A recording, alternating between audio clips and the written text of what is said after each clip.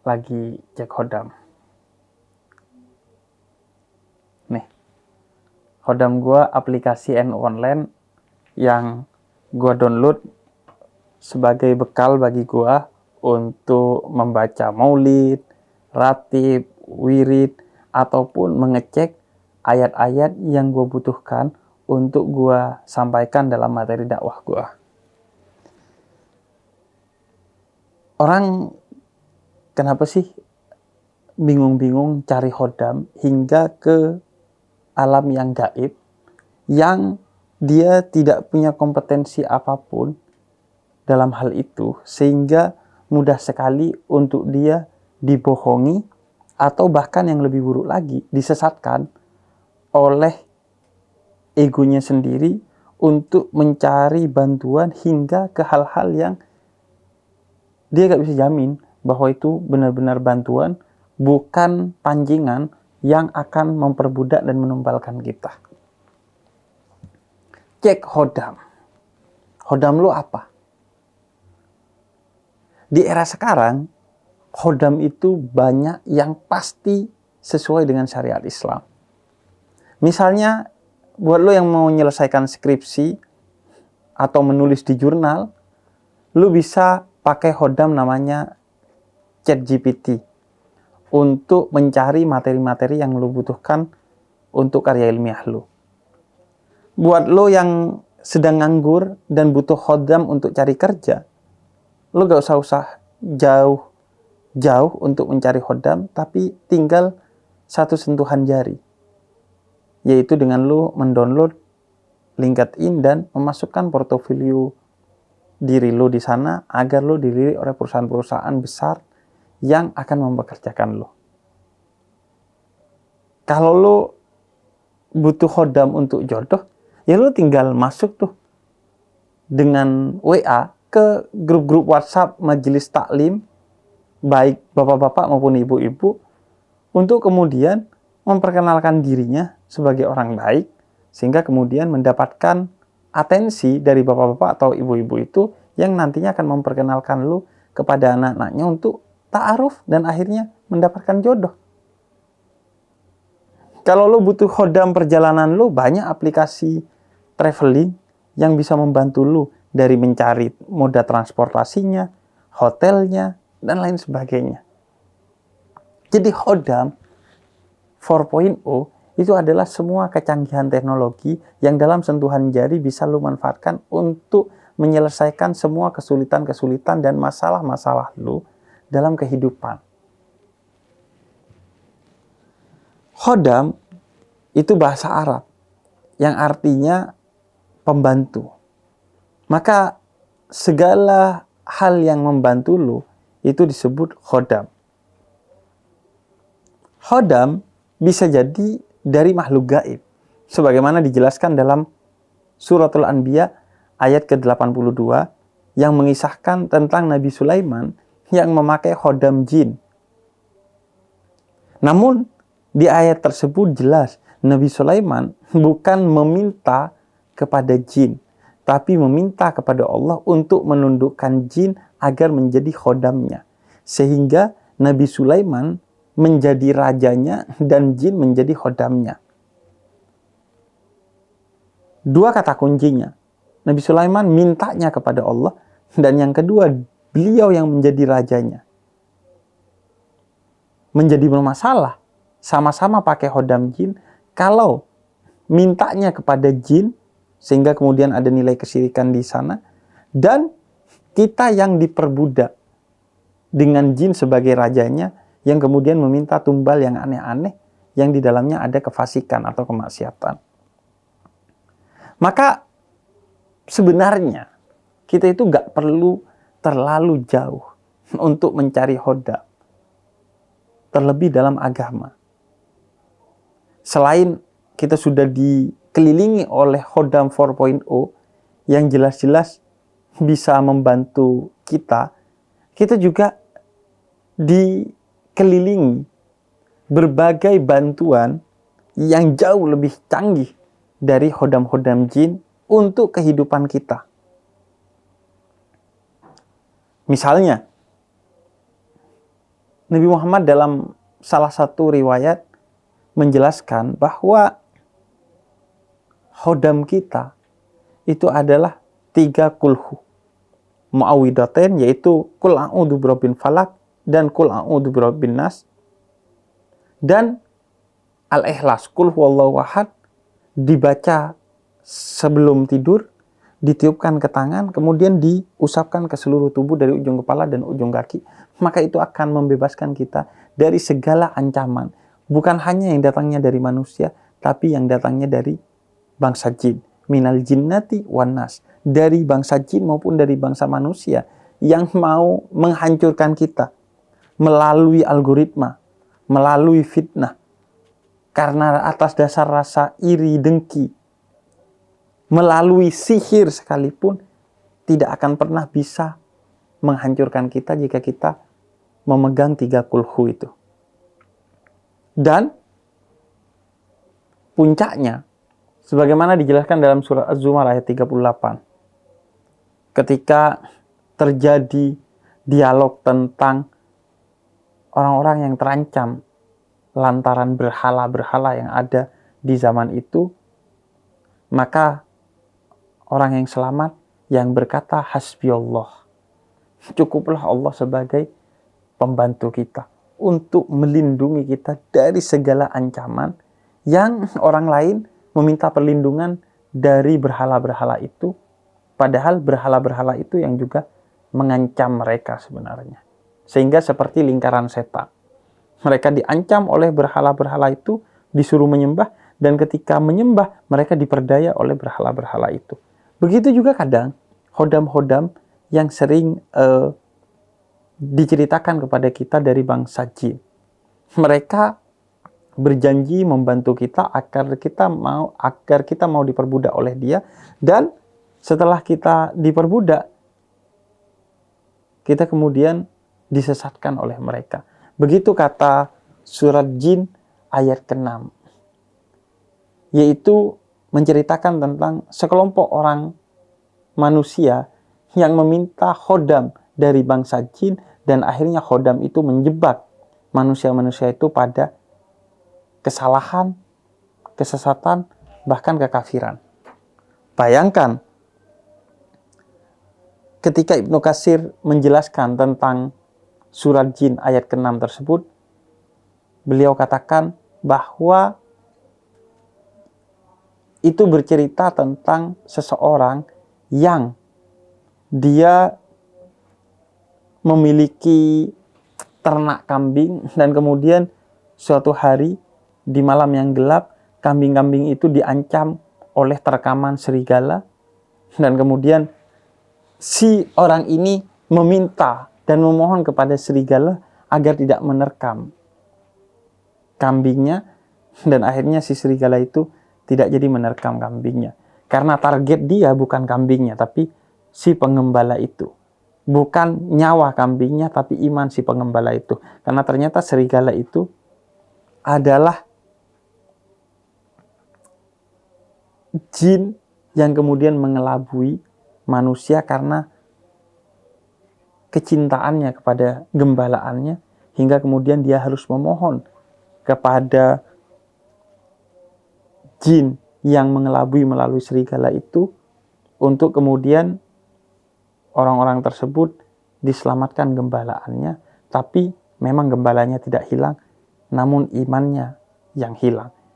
Itulah yang kemudian oleh Ibnu Katsir disebut sebagai kesesatan dalam ayat tersebut, yang mengancam mereka terjebak dalam kekufuran. Maka orang-orang yang beriman, dia telah dijamin oleh Allah, wallahu khairul hafidin wa huwa arhamur rahimin, dalam Al-Quran. Cukuplah Allah sebagai penjaga kita, yang menjaga kita dengan penjagaan yang lebih baik dari apapun ciptaannya, dan dengan cinta melebihi bahkan cinta ibu kita kepada kita, hingga cinta kita kepada diri kita sendiri. Maka kalau orang sudah punya Allah, apalagi yang dia cari? Kalau orang sudah memiliki Allah, apalagi yang dia khawatirkan. Kalau orang sudah bersama Allah, apalagi yang dia sedihkan. Dan kalau orang sudah memiliki Allah, apalagi yang akan dia keluhkan. Sebaliknya, ketika orang memiliki segalanya termasuk khodam, tapi dia tidak memiliki Allah dengan iman, maka pertanyaannya, apa sih yang sebenarnya dia miliki? Tidak ada. Apa yang hilang dari seseorang ketika dia sudah memiliki Allah? Dan apa yang ada dari kepemilikan seseorang ketika dia tidak memiliki Allah? Sedangkan yang abadi hanya Allah. Yang lainnya akan hilang karena kamu tua, karena kamu sakit, karena kamu bangkrut, dan puncaknya karena kamu mati. Oleh karena itu orang yang bersama Allah, dikatakan oleh Nabi Muhammad kepada Sayyidina Abu Bakar, la tahaf wa la tahzan, innallaha ma'ana. Ketika kita sudah bersama Allah, nggak perlu khawatir, nggak perlu takut. Maka dari dulu, salah satu hal yang paling mudah untuk mengelabui manusia adalah ketakutan. Orang bisa berbisnis dengan ketakutan. Orang bisa mengancam dengan ketakutan. Orang bisa melakukan apapun kepada manusia dengan memberikan ilusi tentang ketakutan. Karena itu, ciri seorang yang disebut sebagai ulama atau kekasih Tuhan, yaitu orang yang tidak ada rasa takut di dalam dirinya. Karena bagaimana dia mau takut sedangkan Allah telah menjaga dia. Oleh karena itu, betapapun Nabi Sulaiman memiliki khodam, namun Nabi Sulaiman adalah raja atas segala khodam-khodamnya, dan beliau adalah Nabi yang menghamba dengan penuh penghambaan kepada Allah. Sehingga tidak ada masalah pada diri beliau. Karena ancaman seseorang yang menginginkan khodam itu adalah dua. Pertama, dia bisa terjebak dalam kesyirikan karena dia berharap kepada khodamnya hingga kemudian minimal menomorduakan Tuhan atau menyekutukan Tuhan dan maksimal menghilangkan Tuhan dan menghamba kepada khodamnya. Dan yang kedua adalah kefasikan, yaitu dia mau diperdaya oleh khodamnya hingga melakukan hal-hal yang maksiat demi tercapainya keinginan dia yang diminta kepada khodamnya. Padahal, apa yang paling jauh yang bisa dilakukan oleh siapapun makhluk itu, termasuk jin, kalau Allah tidak merestuinya? Enggak ada. Apa yang kita khawatirkan? Sedangkan tidak ada yang bisa dilakukan oleh bangsa jin dan manusia kepada kita kalau Allah tidak meridhoi untuk sesuatu itu terjadi kepada kita. Dan jelas bahwa segala sesuatu tunduk kepada Tuhan. Sehingga sudah sepatutnya kita boleh pakai perantara, tapi ujungnya tetap pada Tuhan. Dokter, ia mengobati, tapi tidak menyembuhkan. Kita tetap yakin bahwa yang menyembuhkan adalah Tuhan. Perantaranya melalui dokter. Dan khodam bisa kemudian menjebak kita kepada dua hal. Pertama adalah pesimisme. Karena dia pesimis melihat keadaan, dia telah melakukan ini dan itu untuk sesuatu yang ingin dicapainya, tapi ia tidak mendapatkan. Akhirnya dia terjebak dalam pesimisme atau keputusasaan yang dalam Al-Quran disebut itu sebagai dosa yang sangat besar. Karena keputusasaan atau pesimisme berarti kita berdiri seolah-olah tidak memiliki Tuhan, sehingga ada tapal batas untuk kita berhenti berusaha dan memilih untuk putus asa. Padahal seorang yang beriman tidak akan pernah putus asa, karena tidak ada tapal batas bagi dia untuk berhenti dan putus asa, karena selalu ada Tuhan yang serba tidak terbatas untuk membantu dia. Pesimisme melihat keadaan itu sehingga dia kemudian memikirkan hal-hal yang selama ini tidak terpikirkan, sehingga kemudian itu dimasuki oleh orang-orang atau siapapun, termasuk dari bangsa jin yang mau memperdaya dia dengan pesimisme itu, dengan keputusasaan itu. Karena itu Al-Quran dengan tegas melarang kita untuk berputus asa. Wahai orang yang berlebih-lebihan dalam melakukan dosa, jangan pernah berputus asa. Ketahuilah bahwa dosamu tidak lebih besar dari ampunan Allah yang disediakan untukmu. Begitu kata Quran. Dan yang kedua adalah kebodohan. Dia tidak bisa membaca hukum sebab akibat atau sunnatullah atau hukum alam tentang sesuatu. Sehingga kemudian dia memilih untuk mencari jalan di luar jalan rasional ini untuk kemudian mendapatkan sesuatu. Dan kebodohan itu yang kemudian sering diperdaya oleh manusia atau jin atau manusia yang mengatasnamakan jin atau jin yang memperdaya manusia untuk menguasai kita melalui celah kebodohan kita itu. Maka pada akhirnya kisah para nabi dan rasul itu jika dirangkum adalah kisah tentang sabar. Karena mereka hidup dalam berbagai cobaan yang bisa mengancam. Mereka terjebak dalam keputusasaan dan kebodohan jika mereka tidak bersabar.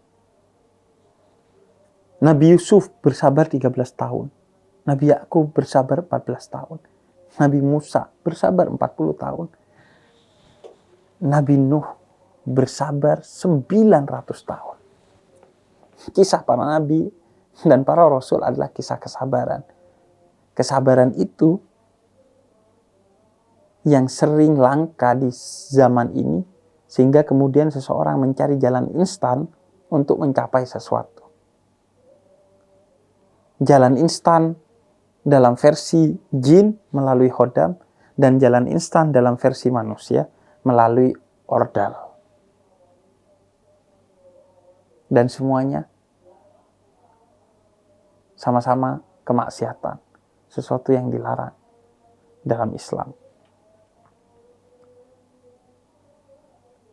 Maka mari kita belajar kepada kesabaran aktif dari para nabi dan rasul itu. Nabi Nuh bikin perahu sebesar-besarnya untuk menjaga agar dirinya tidak putus asa dan tidak terjebak dalam kebodohan melalui kesabaran dengan membangun ikhtiar melalui membuat perahu.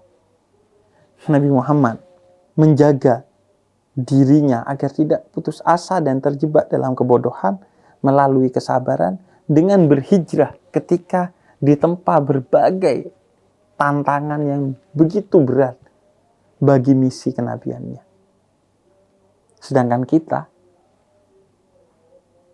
seringkali memiliki kesabaran setipis tisu, itu pun yang udah dibagi dua tuh. Dan akhirnya baru usaha dikit gak sabar dan mikir yang aneh-aneh. Entah itu cek khodam lah, entah itu pakai ordal lah, dan hal-hal lain yang di luar bukan hanya nalar, bukan hanya hati, tapi di luar hal-hal yang wajar, sehingga kemudian mudah sekali kita diperdaya. Karena kekuatan kita itu adalah iman dan kecerdasan. Seseorang yang sudah kehilangan iman dan kecerdasannya, dia akan diperbudak dengan kebodohan oleh siapa saja yang ingin memperbudaknya. Maka jangankan kepada khodam jin, kepada khodam manusia aja, kalau kita betul-betul menggantungkan harapan kepada dia, maka kita telah berdosa. Kita ke dokter dengan betul-betul hanya menggantungkan harapan ke dokter untuk menyembuhkan kita. Kita telah berdosa karena terjebak dalam kemusyrikan. Pada akhirnya,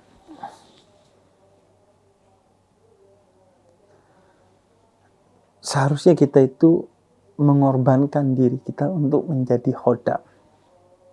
Khodamnya Allah, agar kemudian Allah membantu kita untuk menyelesaikan semua masalah kita. Karena itu dalam Al-Quran dikatakan, intan surullah yansurukum. Jadilah kamu pembantunya, khodamnya Allah, maka Allah akan membantumu. Oleh karena itu dalam Islam, jika kamu memiliki masalah-masalah dalam hal apapun, jalan keluarnya pasti hal-hal yang rasional dan spiritual. Kamu punya masalah ekonomi, kamu berdoa atau bersedekah. Kamu punya masalah perjodohan, kamu silaturahmi dan berdoa. Kamu punya masalah ini dan itu, semua solusinya adalah hal-hal yang sifatnya spiritual dan juga rasional. Susah dapat jodoh, silaturahmi dan berdoa, karena jodoh di tangan Tuhan, dan Tuhan telah menyiapkan jodoh kita di sekitar kita yang bisa kita ketahui dan dapatkan dengan silaturahmi. Daripada cek khodam, mending cek keimanan dan kewarasan kita. Selama kita tetap beriman dan waras, kita gak butuh khodam. Karena jelas, makhluk terbaik yang diciptakan Tuhan itu adalah kita, bangsa manusia. Sehingga kita gak butuh kepada bantuan yang levelnya secara ontologi atau secara wujud itu di bawah kita, sudah pasti. Persis seperti kata Quran, laqad khalaqnal insana fi ahsani taqwim. Manusia itu adalah ciptaan terbaik. Bahkan diperjelas dengan makhluk lain itu ketika awal diciptakan diminta untuk bersujud kepada nenek moyang kita, yaitu Nabi Adam. Dan jelas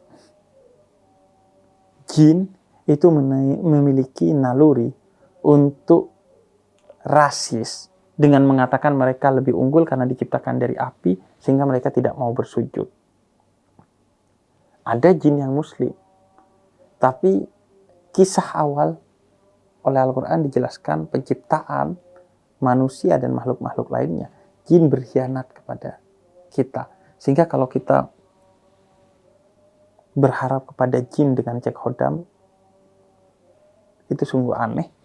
Plus kita memiliki iman terhadap Allah yang maha segala-galanya untuk membantu segala urusan kita. Sehingga gak perlu terjebak dalam hal yang aneh-aneh. Agar citra agama itu gak dibuat tampak mundur oleh mata sebagian orang karena kelakuan aneh umat beragamanya. Dan agar agama tetap menjadi way of life yang memberi solusi bagi kehidupan kita dengan segala masalahnya secara real, secara rasional, dan tidak bertentangan dengan nilai-nilai keimanan yang kita yakini sebagai umat beragama.